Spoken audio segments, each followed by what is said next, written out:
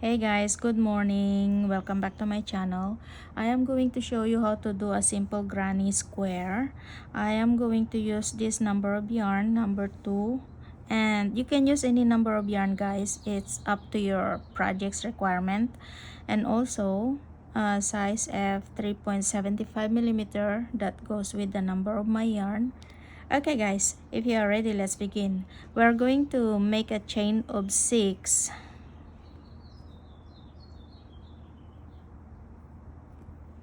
Make a chain of 6.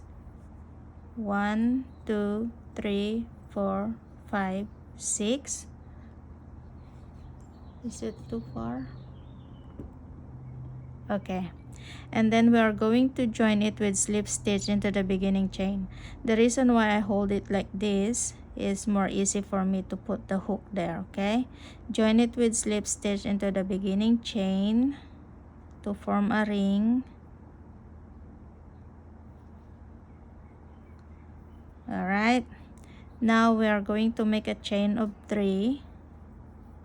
This is counted as first double crochet, and make 2 more. 1, 2. Let me put my camera a little bit lower. Okay, I think that's better. Okay. And we are going to make a chain of 2. And now we are going to make 3 double crochet into the ring. 1, 2, 3, and then chain 2 and 3 double crochet into the ring again. 1, 2, 3, then chain 2 and 3 double crochet into the ring again. 1, 2, and 3. Okay, so now we have the 3 corners. 1, 2, 3. To complete the last corner, we're going to make a chain 1, and then on top of the beginning chain 3 here in the beginning of the round, we're going to make 1 single crochet.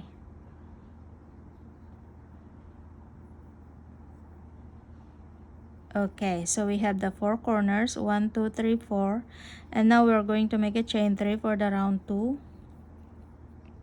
and into the same space here we're going to make 2 double crochet. 1, 2, then make a chain 2, and into this next space here we're going to make a shell, which is 3 double crochet, chain 3, and 3 double crochet. 1, 2, 3, and chain 3, and 3 double crochet into the same space.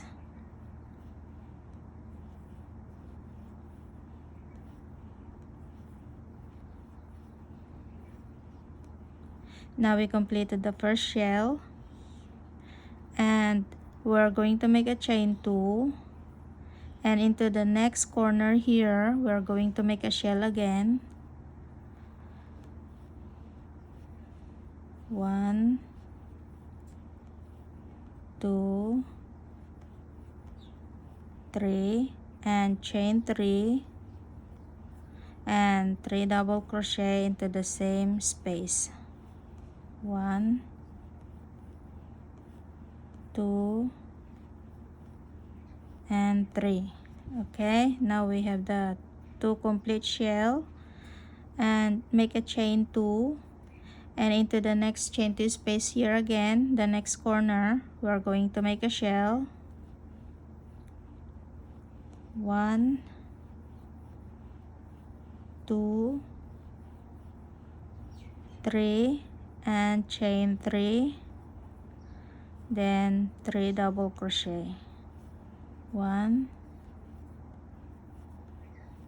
2, and 3. Then make a chain 2. Okay, now we have 3 complete corners, 1, 2, 3. To complete the beginning shell, we are going to make 3 double crochet into the same space here in the beginning of the round. 1, 2, 3. Okay, now to complete the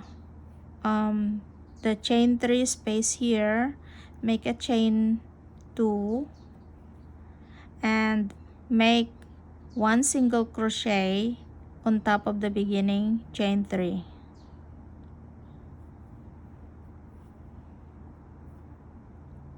Okay, now for the third round, make a chain of 3, and then into the same space here, we're going to make 2 double crochet. 1, 2, and make a chain 2, and into the next chain 2 space here between the 2 corners, we have chain 2 space here, we're going to make 3 double crochet. 1, 2, 3, and then make a chain 2 and make a shell into this corner. All right, 1, 2, 3, and then make a chain 3 and 3 double crochet into the same space. 1, 2, and 3. Okay, this is how it looks like. And now make a chain 2 again, and into the next chain 2 space here, we're going to make a chain 3 double crochet. 1, 2, 3, and then make a chain 2, and into this corner we're going to make a shell. 1, 2, 3, and then chain 3 and 3 double crochet. 1, 2, 3, and then chain 2 and 3 double crochet into the next chain 2 space. 1, 2, 3, chain 2 and shell into the next corner. 1, 2, 3, chain 3 and 3 double crochet into the same space.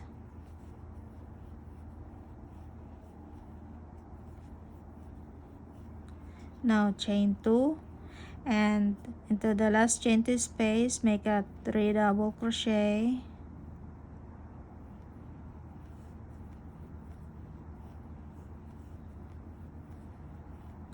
And chain 2. And now to complete the beginning corner, the beginning shell, we are going to make 3 double crochet into the same space. 1, 2, 3, and to complete the chain 3 space, make a chain 2 and single crochet on top of the beginning chain 3.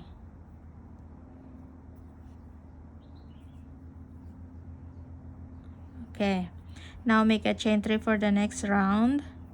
We are now at the 4th round, and into the same space here, make 2 double crochet. 1, 2, and then make a chain 2 and into the next chain 2 space make 3 double crochet, 1, 2, 3, and then make a chain 2 and 3 double crochet into the next chain 2 space,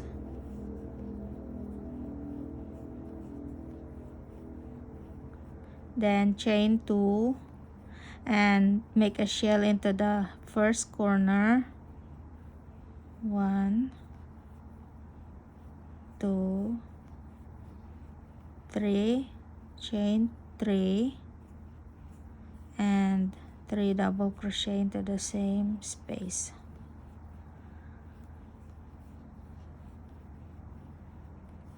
Okay, this is how it looks like now. We are forming the square, and make a chain 2 and into the next chain 2 space make 3 double crochet, 1, 2,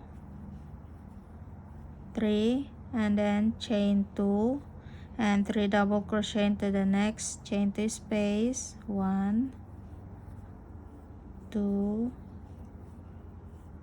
3, and then chain 2 and shell into the next corner, 1,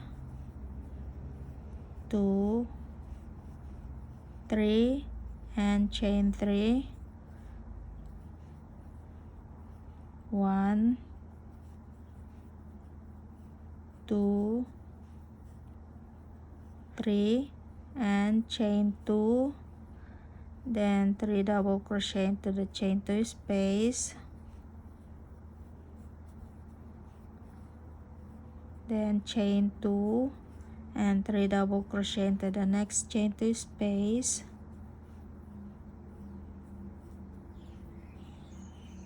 then chain 2 and into the next corner make a shell, 1, 2, 3, chain 3 and 1, 2 and 3, then chain 2, 3 double crochet into the next space, 1, 2,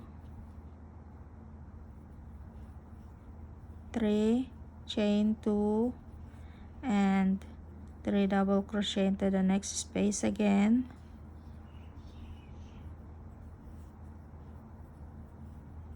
chain 2. Now to complete the beginning shell, make 3 double crochet into the same space,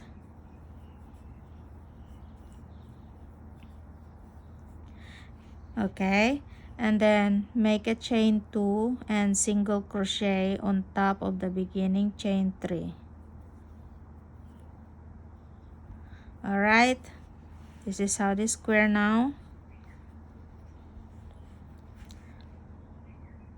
Okay, for the next round we are going to repeat it one more time.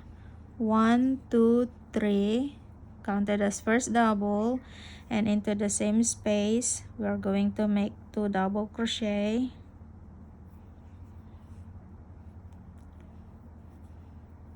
1, 2, then make a chain 2 and into the next space make 3 double crochet, 1, 2, 3, chain 2 and 3 double crochet into the next space,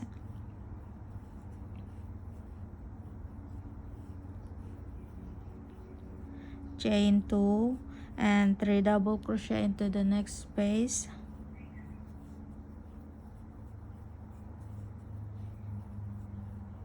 chain 2 and make a shell into the next corner, 1, 2, 3, chain 3, 1, 2, 3, chain 2 and 3 double crochet into the next chain 2 space, 1, 2, 3, chain 2, 3 double into the next chain 2 space, chain 2, 3 double into the next chain 2 space,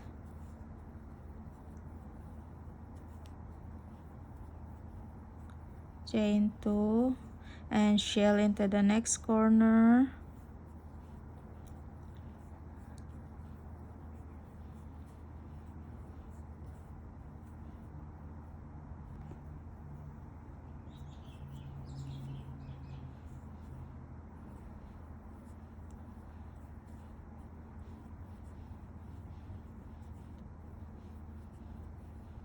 chain 2,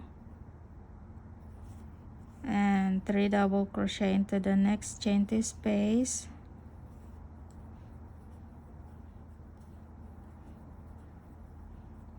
chain 2, 3 double into the next chain 2 space, chain 2, 3 double into the next chain 2 space,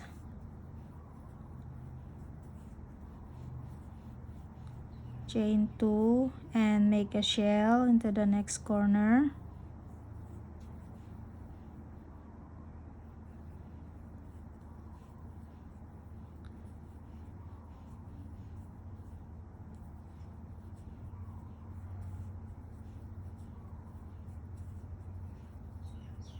then chain 2 and 3 double crochet into the next chain 2 space,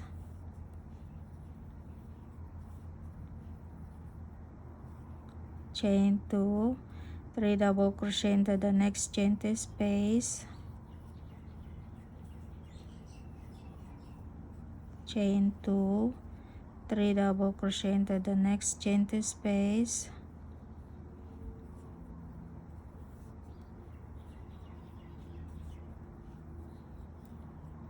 chain 2, and to complete the beginning shell, 3 double crochet into the same space, then make a chain of 3 and join it with slip stitch on top of the beginning chain 3. Okay, so this is how you do the granny square, guys. As you continue for the rounds, it will do the increasing by making a chain 2 spaces into each sides. Okay, this is how it looks like. All right, thank you for crocheting along with me, guys. I hope this helps. It's very easy and simple, and for the next tutorial, maybe I will show it to you how to join a different colors. Okay, this is just a plain one. So thank you so much, guys, and to all mothers around there, happy Mother's Day, everybody, and thank you for crocheting with me today, and see you again for my next tutorial.